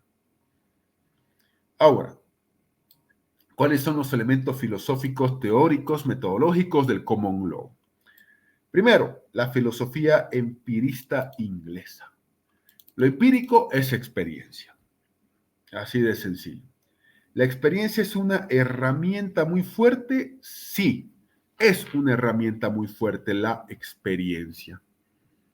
La experiencia nos trae absolutamente a nosotros un cambio trascendental y fundamental. El know-how, como se dice en inglés, en castellano ese know-how significa saber cómo hacer las cosas. Es importantísimo ustedes, chicos, hacer prácticas, que vayan, dejen y se olviden un poco de la teoría y vayan al campo práctico. Les va a servir toda la vida. 2, el método inductivo. De lo particular a lo general. Miren ustedes, a diferencia de nuestro sistema que es el deductivo, De lo general a lo más pequeño, aquí es al revés, de lo particular a lo más grande. 3. ¿Es hora de los jueces? Sí. ¿Del rey? Sí. No se olviden que la Carta Magna 1215 vino del rey Juan Sin Tierra porque los nobles se la arrancaron a él con una serie de derechos, entre ellos el habeas corpus o y acción de libertad, el parlamentarismo, o sea, el parlamentar, el derecho a lo que hoy día se llama el parlamento y otras cosas importantísimas que el rey ha tenido que dar. Es un derecho principalmente procedimental, no es un derecho sustantivo. Es más procedimiento, es mucho más ágil, hay que decirlo. No es un derecho sustantivo que contenga sustancia y esencia, como es el caso de nuestro país. En nuestro país todos hemos redactado, todos ustedes, alguna vez un memorial. Y la cantidad de páginas y páginas de fundamento legal, que la Constitución, que relacionamos un caso penal con el Código Civil, que con el Código de Comercio, que vemos jurisprudencia, que hay que señalar la jurisprudencia y citar no sé cuántas sentencias constitucionales y no sé cuántos articulados de la Constitución Política del Estado, por ejemplo. Simple. La costumbre es fuente, el precedente o la jurisprudencia son fuente de este derecho, de este sistema jurídico del common law. Pero también no es el único. No es el único. Y la imagen no es publicidad socialista, por si acaso, es porque tenemos que ver el sistema jurídico de los países socialistas. Ya hemos visto el romano, hemos visto lo que es el common law, ahora nos toca ver de los países socialistas. Sí, tienen un propio sistema jurídico. Nuestro objetivo acá, hago esta aclaración, no es dar un juicio de valor por si acaso. No es dar un juicio de valor, no. No es nuestra intención, no es nuestro objetivo en lo absoluto, para nada. Es explicar ese sistema jurídico propio de los países socialistas. Primero, el socialismo y este sistema jurídico es propio de la Revolución Rusa, que se dio en el mundo en 1917. Y obviamente de las revoluciones socialistas que han habido en el mundo. Llámese Vietnam, llámese la Revolución Cubana, la guerra de Corea, que terminó con un Estado socialista, la Revolución China, de Mao Zedong, hoy día llamado Mao Zedong, y otras donde hay países socialistas, llámese República Bolivariana de Venezuela y otros tantos, bueno, que están ahí. Entonces, este es el derecho que está vigente en países socialistas, llámese la antigua Unión de Repúblicas Socialistas Soviéticas, Cuba, Corea del Norte y otros países que obviamente están de índole socialista. Llámese Vietnam, llámese, por ejemplo, República Bolivariana de Venezuela, etcétera, etcétera, etcétera. Ahora, este sistema socialista tiene por objetivo ¿qué? Que en cada país hay un partido comunista de Bolivia, partido comunista cubano, partido comunista de Rusia, partido comunista de China, partido comunista de Corea del Norte, partido comunista de Vietnam, ¿me entienden la lógica? Que este partido tome absolutamente el poder y que el jefe del partido sea al mismo tiempo el jefe del Estado. Quien sea presidente del partido es al mismo tiempo el presidente del país. Y la organización de las instituciones jurídicas se tienen que organizar o reorganizar según sea el caso, porque hay instituciones jurídicas, claro, sigue habiendo aduana, sigue habiendo parlamento, sigue habiendo administración de justicia, sigue habiendo un órgano ejecutivo donde está la cabeza del presidente del partido o presidente del país, habrá alcaldías, municipios, etcétera. Sí, sí, claro. Pero esto obviamente en beneficio de la clase obrera y de los campesinos, a través de diferentes mecanismos. Repito, el juicio de valor se lo dejo a ustedes. Primero, ¿qué tiene que hacerse? nacionalizar o estatizar el comercio exterior. Así es. ¿No es lo mismo nacionalizar y estatizar? No. Nacionalizar, por si acaso, es un término jurídico que es muy mal confundido en el país. Nacionalizar es volver al territorio del Estado bajo la jurisdicción y potestad del gobierno, obviamente, lo que es algo que está a mano de extranjeros o de empresas extranjeras. Así de simple. Algo que es extranjero o que está a manos de empresas extranjeras. Eso es nacionalizar, un término muy mal usado en Bolivia, especialmente por personas que no son abogadas y que no conocen, pero que saben que usan este término sin conocerlo. ¿Por qué? Porque hay otro término similar que va al mismo punto, pero que no es lo mismo. Estatizar. Por ejemplo, ¿hay empresa privada? Sí, hay empresa privada. ¿A manos de bolivianos? Por supuesto que sí, nadie está diciendo lo contrario. Nadie está diciendo lo contrario, de que hay empresa que está obviamente con una situación de, son empresarios, sí, de tu propio país, tus propios compatriotas, son tus propios compatriotas. Pero ¿sabes qué? Son privados. Entonces, si vamos a estatizar, eso significa que esa empresa privada de tus compatriotas, que son del sector privado, pase a dominio del Estado para que se convierta en empresa pública.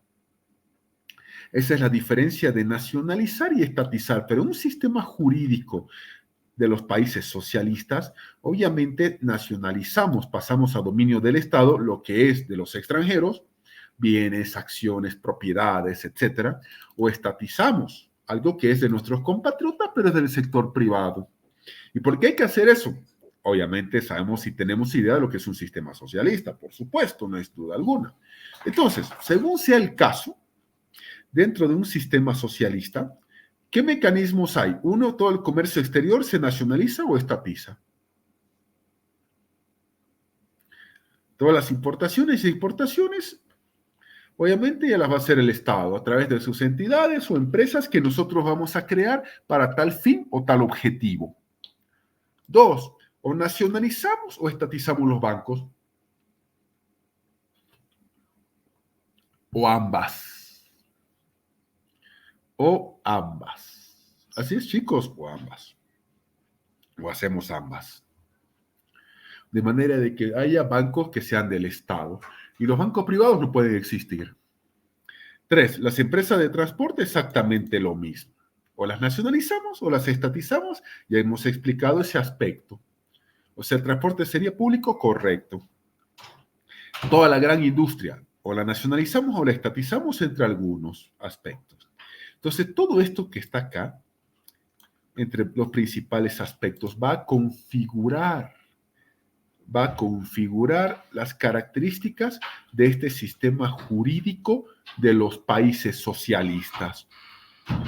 Ojo, estamos haciendo hincapié en el sistema jurídico, chicos, futuros colegas. No estamos haciendo en ningún momento, por favor, eso estoy aclarando, hincapié en si es bueno, si es malo, porque no es la materia esta, no la es. En si está bien, si está mal. O si a ese país tiene que ser ateo o no tiene que ser ateo, que los países comunistas o socialistas, claro que son ateos, se elimina la religión. Obvio. No estamos tocando esos temas, chicos, y tampoco estamos tocando cómo es el régimen de los partidos políticos, que no existen. Solamente existe uno, el Partido Comunista. Yo he estado en Cuba en época de elección municipal, sí, yo he estado en Cuba, en época de campaña. Y obviamente los partidos de oposición están prohibidos, por ejemplo, porque un país socialista no puede permitir que hayan partidos de oposición, están perseguidos y son ilegales. Pero en la papeleta de la alcaldía, o comuna, allá le dicen comuna, La cantidad de candidatos es impresionante.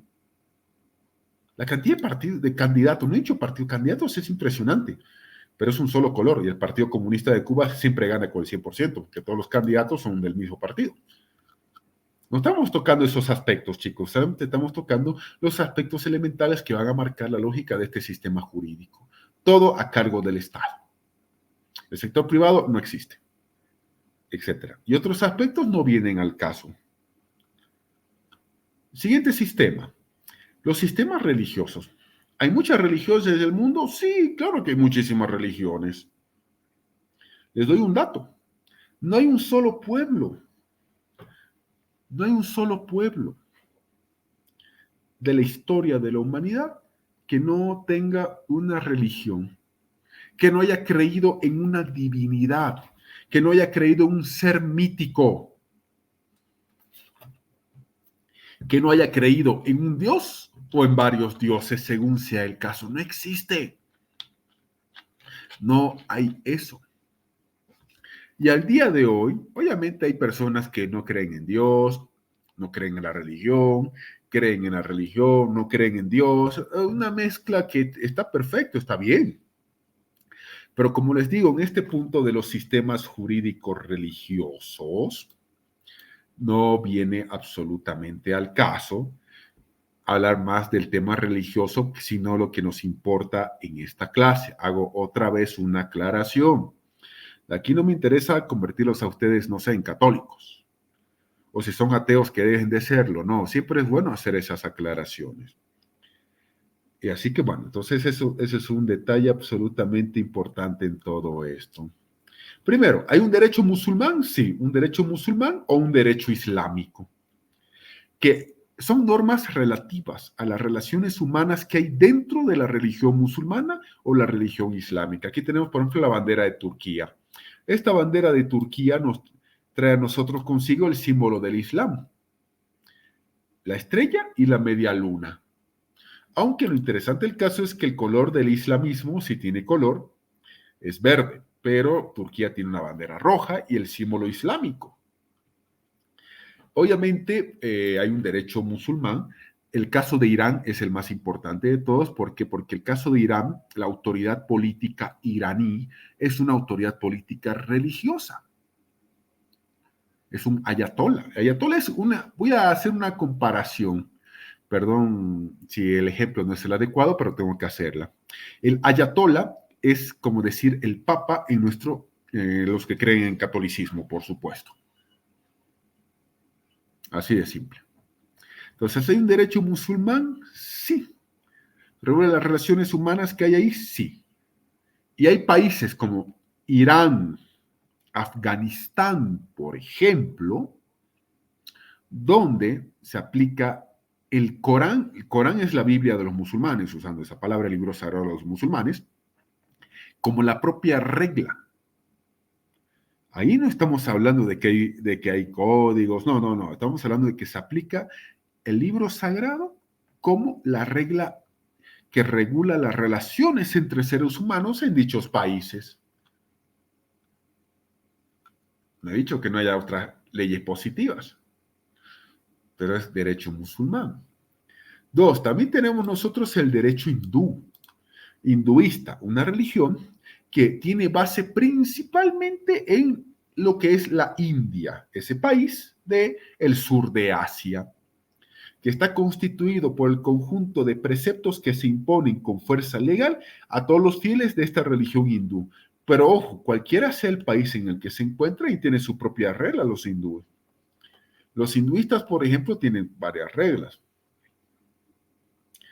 Hay dos importantes. Uno, son politeístas, creen en muchos dioses. Y dos, la vaca es sagrada. No, literal, es sagrada y todo. Y ustedes ya saben por cultura general que la vaca es sagrada. Y no pueden comer carne de vaca. De que no se puede, es un animal sagrado. El derecho hindú establece inclusive que no se puede matar, torturar una vaca.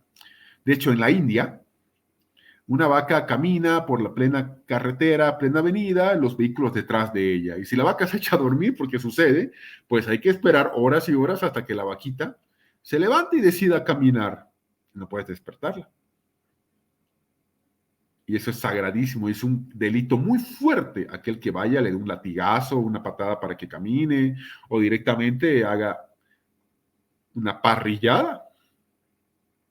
Usted dirá, aquí en Bolivia no, correcto, porque aquí en Bolivia no se aplica el derecho hindú. Simple y llanamente es así. Y muchos de ustedes están pensando y diciendo, sí, sabemos que la vaca es un animal sagrado, sí, de esta religión. Tenemos el derecho canónico, el derecho de la Iglesia Católica, señoras y señores. No nos olvidemos que, por increíble que parezca, cuando bautizan a alguien en el catolicismo, no solamente tu partida de bautizo se queda en la iglesia donde has bautizado, si eres católico, por supuesto. También queda registrado eso en el Vaticano, porque el Vaticano es un estado teocrático que se aplica ahí el derecho canónico. ¿Cuál derecho canónico? El católico. ¿Basado en qué? La Biblia. El derecho canónico es el conjunto de normas jurídicas aplicables a los cristianos, no del Vaticano, de cualquier parte del mundo. Por ejemplo, ¿sabemos lo que es el matrimonio? Sí. Hay dos tipos de matrimonio, el civil y el religioso. Pero hay cientos de matrimonio religioso porque hay muchísimas religiones. A lo que yo estoy hablando específicamente es de la religión católica. Y ustedes saben cuál es la regla del matrimonio católico. Hasta que la muerte los separe. Usted dirá, yo no soy católico, no creo en eso. Pues perfecto, está bien, tú no creerás, o eres ateo, o ya no dejaste de ser católico. Bien, es como les digo, esto no es una clase de religión. Pero tienes que entender que esa regla se aplica a los que sí son católicos y sí creen en la Iglesia Católica y si se casan por lo religioso. Y tienes que entender que la Iglesia Católica tiene su propio estado, que es el Vaticano, que está en Europa, concretamente dentro de los límites de la ciudad de Roma, con soberanía y todo. Y la máxima autoridad de ese estado es el Papa.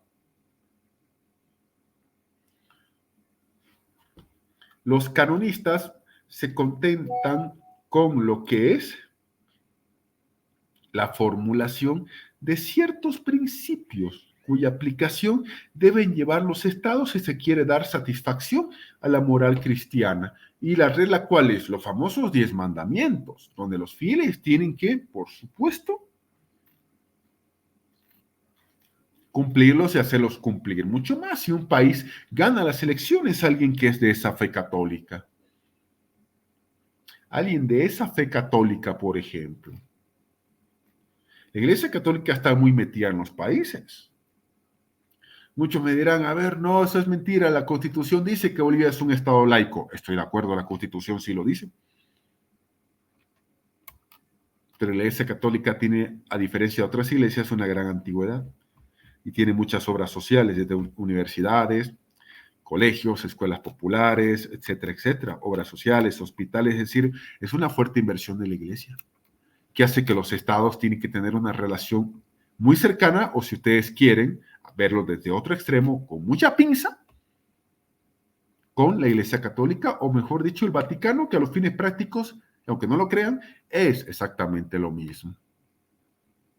Entonces, ahí tenemos el derecho canónico que regula lo que es, obviamente, el derecho del catolicismo aplicable a esos cristianos católicos. Luego tenemos, ya estando en la recta final de nuestro avance, los sistemas jurídicos de las naciones y pueblos indígenas y originarios y campesinos. Hacemos la respectiva aclaración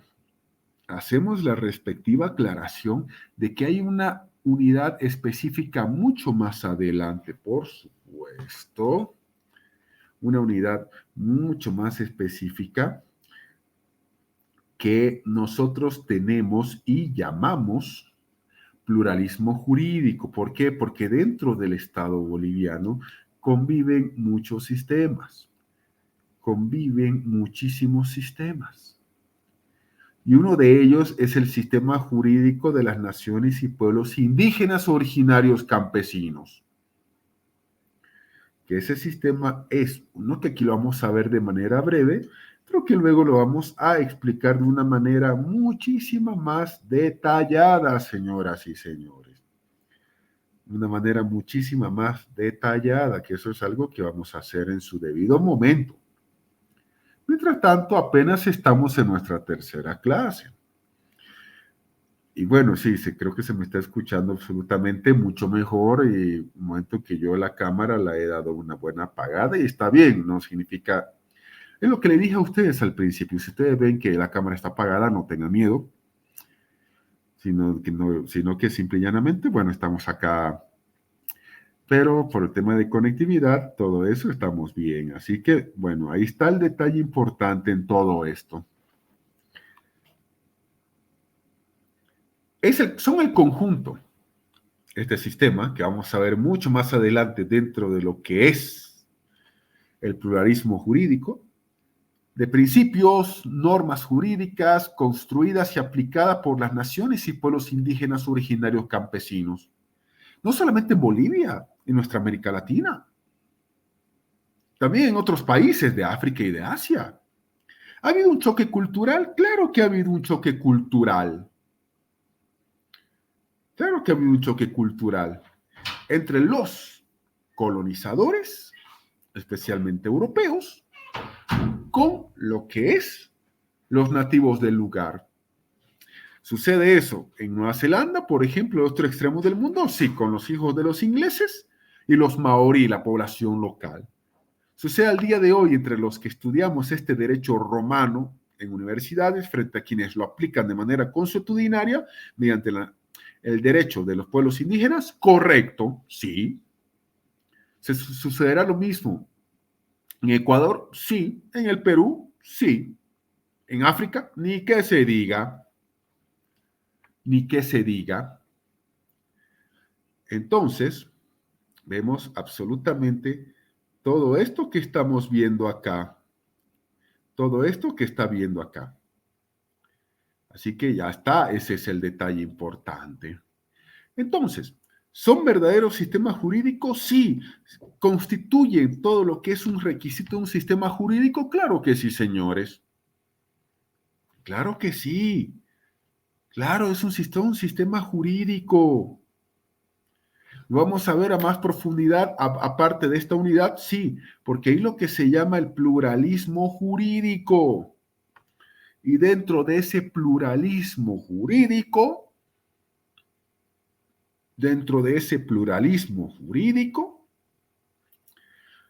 veremos cómo tienen que coexistir nuestro sistema romano, porque nuestro sistema romano, señores, los principios que ustedes estudian son del sistema romano.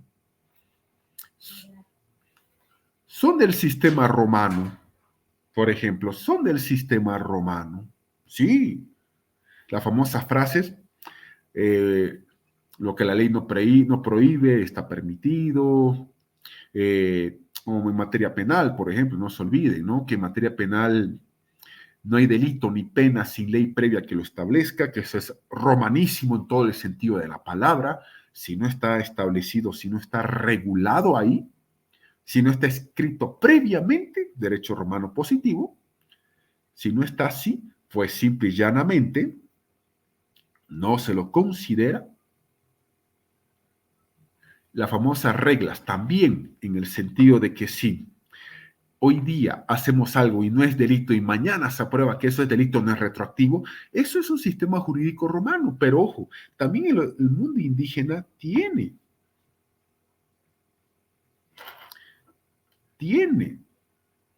el mundo indígena su sistema jurídico propio y tienen todas las características respectivas.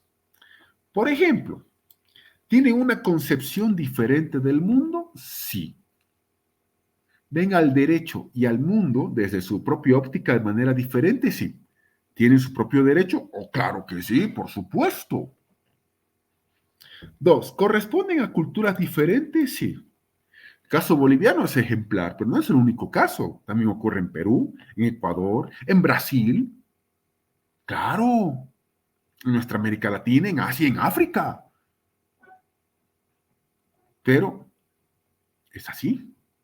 Claro, el caso paraguayo es interesante, porque los paraguayos han logrado coexistir y convivir entre lo que es la cultura absolutamente romana, porque Paraguay es un país romano, desde el sistema romano germánico, a eso me refiero, con el sistema indígena guaraní. Han hecho una situación de un sistema dual muy interesante hasta en el tema educativo. El hijo de español o más descendiente de español te habla ese idioma y te habla el guaraní, como el guaraní más guaraní te tiene que hablar su propio idioma y el castellano. Es increíble. ¿Tienen una manera diferente de regular su existencia? Sí, mediante sus propias normas. Sí, señores, así es. Y eso es algo que está previamente establecido. Dentro de ese sistema, ¿regulan? Claro que regulan. ¿Tienen sus propias sanciones? Sí. ¿Tienen sus propias autoridades? Sí. ¿Sus propios jueces? Sí. ¿Lo tienen? Claro que sí. Lo tienen. Caso contrario, no sería un sistema jurídico sin que haya normas previas o alguien que te juzgue o alguien que te sancione. Y eso lo vamos a ver más a profundidad porque hay un episodio que llamamos pluralismo jurídico. Sí, así se llama, está dentro de nuestras clases. Y bueno, con esto hemos culminado.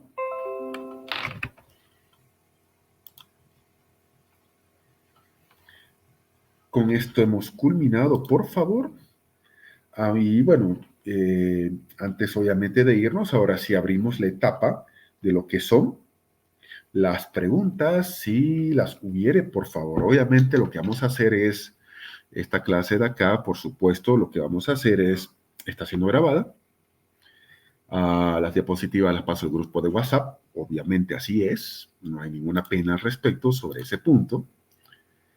Y bueno, si por favor hubiera alguna consulta, duda, adelante, somos todo oídos, por favor.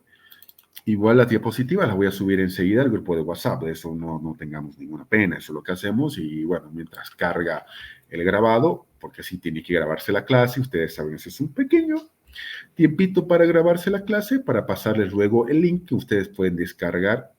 Así que chicos, chicas, futuras, adelante, si hay alguna consulta, opinión, o a lo mejor un comentario, adelante, por favor.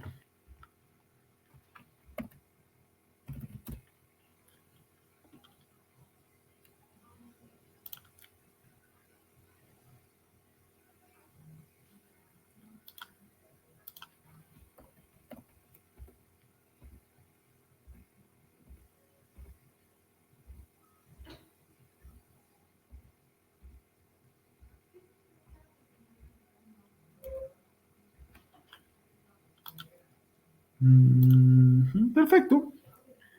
Si no hay alguna duda, comentario, no, Boris, te cuento que no te escucho. A ver, ¿puedes repetir tu pregunta, estimado Boris, por favor? Hola, doctor, ¿ahora me escucha? Ya. Te cuento que ahora sí te escuchamos. Ok. Buenas noches, doctor. Una consulta. A ver, este derecho de pueblos indígenas a la fecha en nuestro país, ¿cómo convive con el derecho positivo? Muy bien.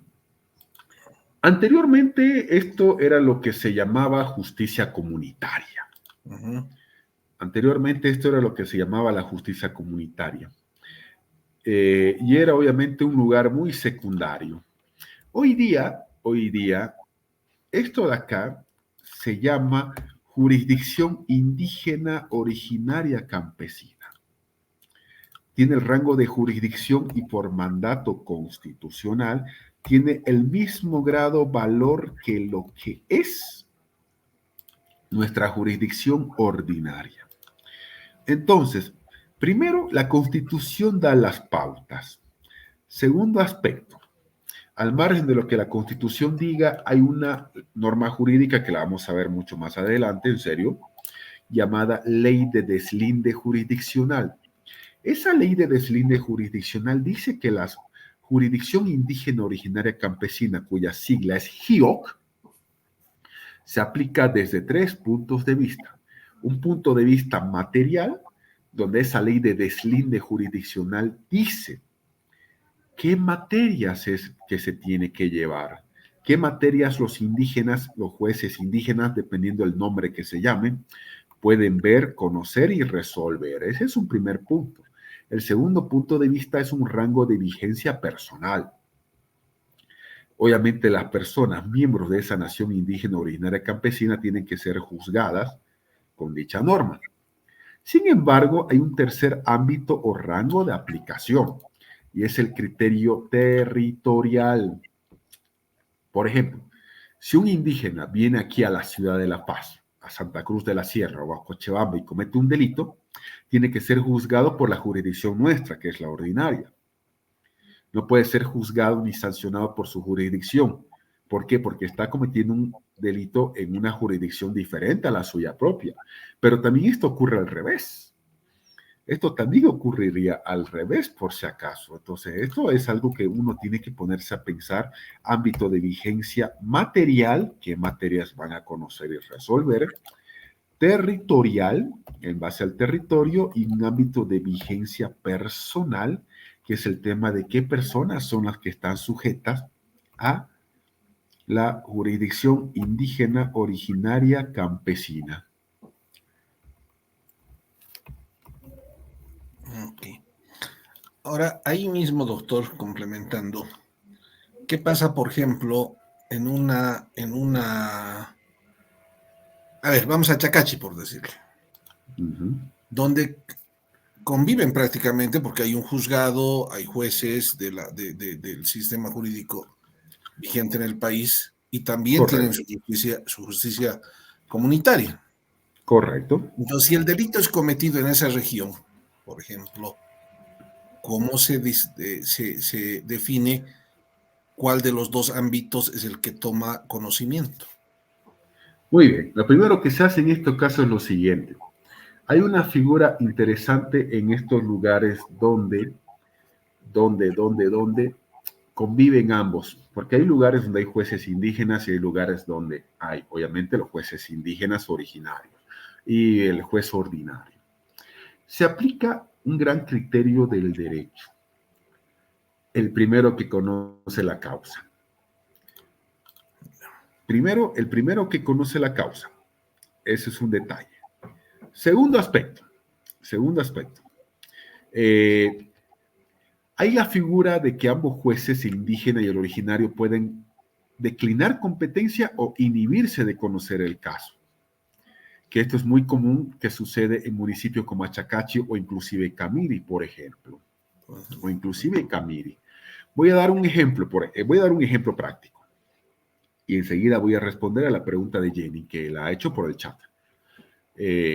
Primero, resulta que en Camiri es un caso muy importante que se ha conocido en el país, un caso que se ha estudiado, inclusive ha generado mucha historia, en donde nosotros nos encontramos con lo siguiente.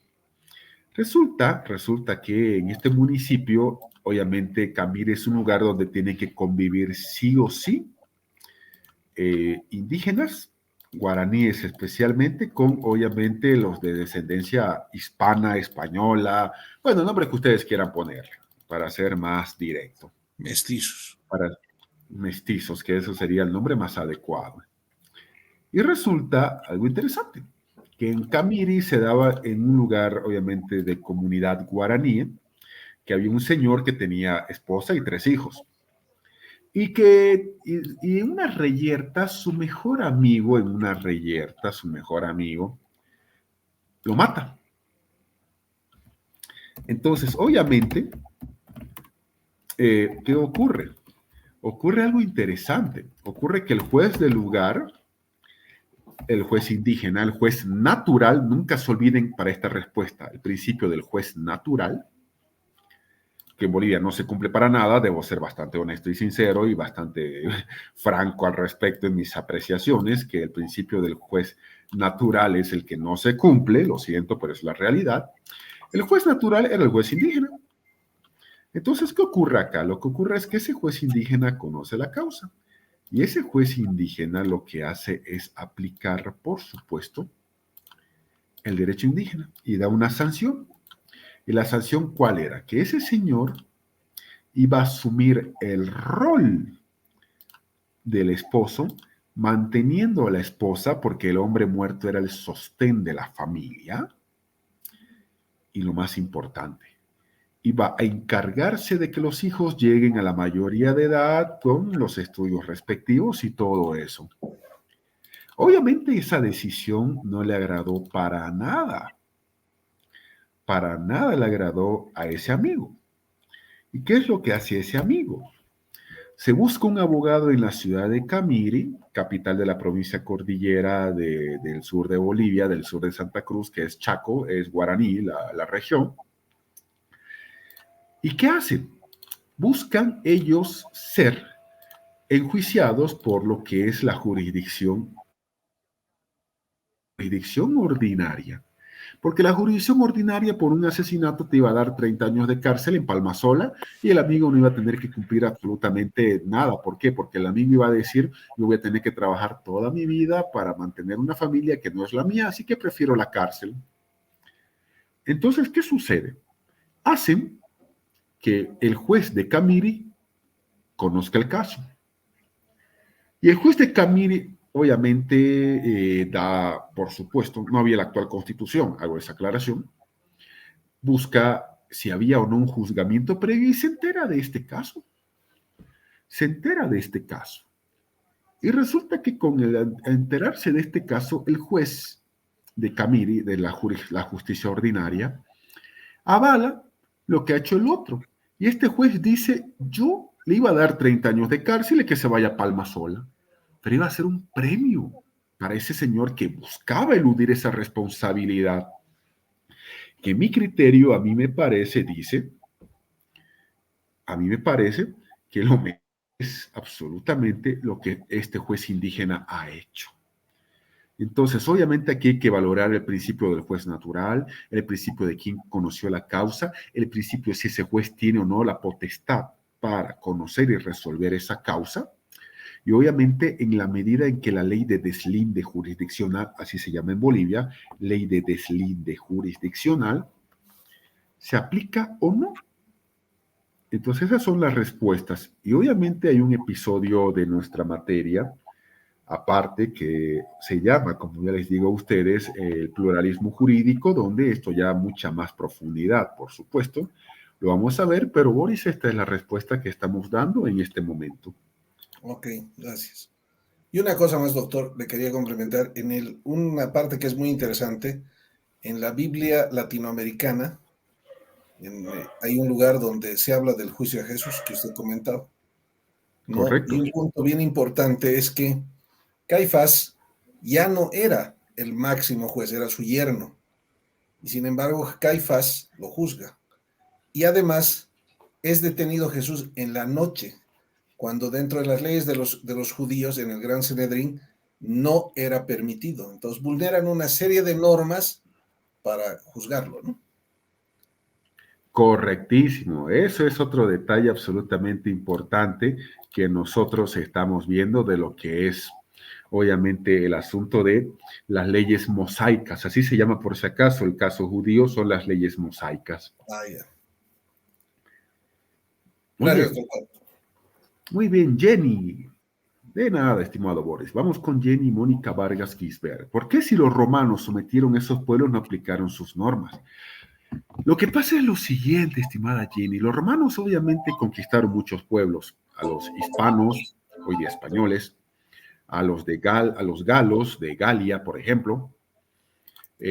Conquistaron a muchos pueblos, a los propios judíos, a los propios griegos, pueblos germánicos, pueblos polacos, es decir, conquistaron a muchos pueblos, hay que decirlo. Pero sucede lo siguiente, tal como sucedió con los españoles acá en nuestra América, tal como sucedió con los españoles. La forma en la que los españoles impusieron su idioma, su fe y su sistema jurídico, que es el que nos importa en este momento, y comparando con el tema de los romanos, era que era imposible, prácticamente era imposible hacer algo que arranque el derecho nativo, el derecho que se aplicaba, desde antes de la llegada de esos propios romanos en este caso. Entonces, este es un detalle absolutamente importante. Entonces, los romanos, ¿qué hicieron? Los romanos sabían y eran conocedores de que los judíos, los galos, los hispanos, etcétera, los griegos, hablaban en sus casas sus idiomas y aplicaban sus tradiciones y creencias, y que aplicaban su derecho. Entonces los romanos dentro de eso permitieron, obviamente, esta regulación importante. Permitieron de que hablen su derecho, hablen su idioma, apliquen su derecho, y mientras no violen las leyes o las normas romanas, estaba todo bien, porque era difícil arrancar o extirpar esas costumbres que estamos hablando en este momento. Y lo mismo sucedió con los españoles que llegaron a lo que hoy se llamamos América Latina. Entonces, obviamente se aplicaba en el exterior el derecho romano, hispano, español aquí en América, sí, pero también había lugares que, aunque los españoles conquistaban, no dominaban. Lugares donde los españoles no accedían ni nada por el estilo, y para de contar. Entonces, eso es otro detalle que hay que decir, y lo propio sucede con los romanos. Entonces, esa es una respuesta. Bueno, si no hay nada más que decir y nada más que hacer, y ya cerquísima de las 10. Una más, mi querido doctor. Claro, claro. En el tema del derecho canónico, por ejemplo, que si bien está vigente en el Vaticano, ya, ¿cómo? Pero también tengo entendido, no sé si estoy equivocado, también dentro del Vaticano hay cierta norma del derecho, bueno, italiano en este caso, pero basada en el derecho romano, que también conviven, ¿verdad? El caso del Vaticano y el derecho italiano es algo importante. Resulta que el Vaticano geográficamente está ubicado dentro de la ciudad de Roma. Es una particularidad muy importante. La propia gente del Vaticano se ha encargado de decir que al interior de lo que es el Vaticano se aplica el derecho vaticanicio, y que de la puerta de la capilla de San Pedro, etcétera, hacia afuera, por supuesto que ellos están sometidos, los mismos del Vaticano, a la ley italiana. Entonces, dentro de los muros y dentro de la infraestructura o del territorio de lo que es el Vaticano, es el derecho vaticanicio, y cuando está, por ejemplo, ese sacerdote fuera de los límites del Vaticano, se aplica, por supuesto, el derecho italiano, con excepción de una persona. El Papa. Esa persona es el Papa. Porque el Papa, cuando está en Roma, fuera de los límites del Vaticano, obviamente tiene el tratamiento de un jefe de Estado, porque lo es. Entonces tiene ese sistema de inviolabilidad. Un presidente es inviolable, vaya donde vaya, por supuesto. Entonces esa es la situación propia de lo que es el Vaticano en relación a Italia o los límites de la ciudad de Roma. Ok.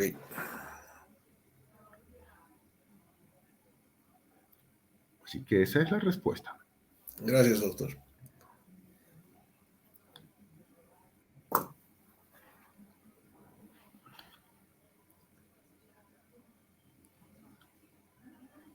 Eso quiero ver, ¿hay otra consulta o duda? Por favor, eso, adelante, adelante, adelante.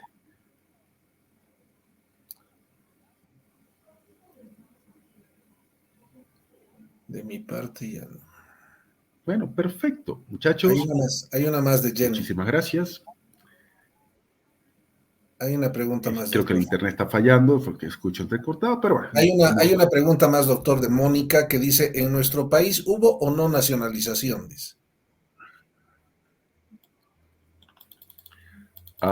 Si usted se refiere, querida, estimada Jenny Mónica, a nacionalización, por ejemplo, es una pregunta muy amplia. ¿Se han nacionalizado muchos servicios, se han nacionalizado muchas empresas extranjeras? Sí. ¿En un 100%? No. En materia de hidrocarburos, estimada Jenny, no hubo una nacionalización completa de los hidrocarburos.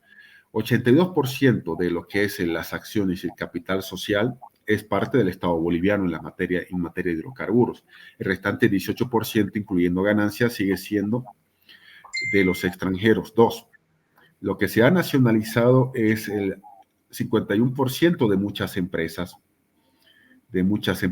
Obviamente, se ha nacionalizado el 51% y eso por mandato del propio decreto de nacionalización que la gente no lo ha leído, donde dice claramente se nacionalizan las acciones necesarias para que YPFB controle el 51% de tales y tales empresas. Y obviamente ese es un detalle importantísimo que hay que decirlo. La gran minería, por ejemplo, no está estatizada.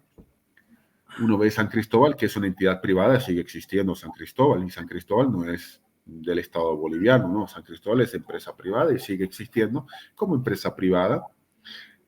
Entonces, claro, dentro del discurso sí hay que hablar bonita la nacionalización, pero dentro de la vida praxis, de la vida práctica, hay que decir que pocas son las empresas que se han nacionalizado o estatizado, por ejemplo, pero de que las han habido, ¿no?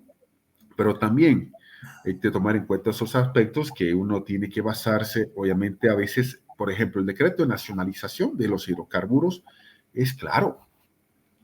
Lo que se nacionaliza son las acciones para que YPFB, empresa boliviana, tenga el 51% de esas acciones, ¿no? Entonces, y el restante de los extranjeros, por eso los extranjeros, en materia de hidrocarburos, siguen operando, obviamente, en Bolivia. Pero una cosa, doctora, y perdón. En el tema, a ver, nacionalización, y ahí creo que hay un punto. El tema que muchas de las empresas se ha pagado un determinado monto para esas acciones, ¿no? Entonces, no es, estoy comprando como cualquier acción comercial. Les cuento que los estoy escuchando, los estoy escuchando entrecortados, les cuento. Sí. Bueno, lo que le decía, doctor, a ver si ahora me puede escuchar. A ver, llamamos nacionalización por decreto, etcétera, de cosas y demás. Pero, por ejemplo, cuando se ha nacionalizado de La Paz, por ejemplo, entre comillas, se ha pagado un dinero a Iberdrola. Entonces, en ese momento no es una relación comercial, claro, que ya no sería una nacionalización como tal, más sería una estatización porque son una compra del Estado que hace de acciones. Lo que pasa es que hay que tomar en cuenta lo siguiente. No hay una sola nacionalización sin indemnización. Se puede nacionalizar todas las empresas extranjeras que hay en el país de cualquier rubro, sí. ¿Hay que indemnizar? Sí. No existe, ni siquiera desde el siglo XX, una nacionalización que no venga consigo con la indemnización. Y en eso es donde el Estado boliviano está perdiendo mucho dinero, porque nacionalizamos, pero hay que indemnizar y tribunales externos nos sancionan de que ya está bien, no se puede revertir la nacionalización, que es una decisión del Estado, pero indemnicen. No hay nacionalización sin indemnización, ya ustedes saben eso. Uh-huh.